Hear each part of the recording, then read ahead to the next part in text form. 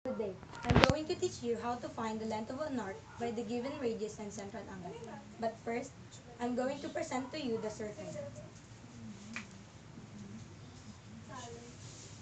This is the center of the circle. This is the radius. This is the arc length. I mean the central angle.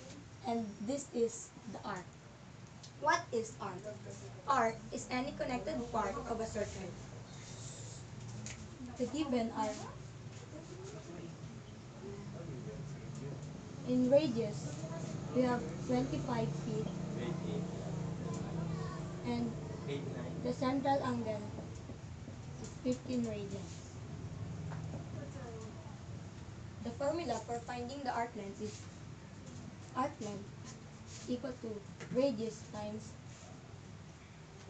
central angle. We're going to multiply the given.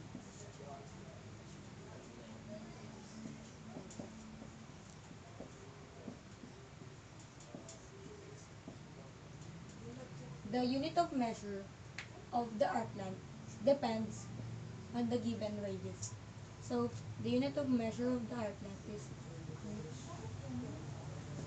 375 feet. Take note that the central angle must be in radians always. Go. So what if the given central angle is in degrees? So these are the given. The radius is 10 centimeters and the central angle is 41 degrees. So we're going to convert 41 degrees is equal to 41 times, we're just going to multiply it by pi over 180. It's equal to 41 pi over 180. And we're going to convert,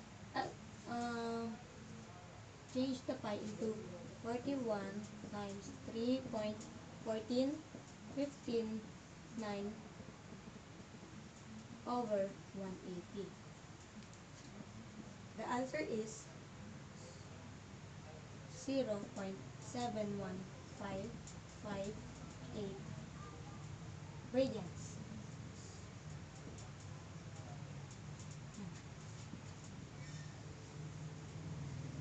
When we're going to convert the degree into radian, you're just going to use the form, you're going to multiply the given degrees into pi over 180. So we're going to solve for the arc length.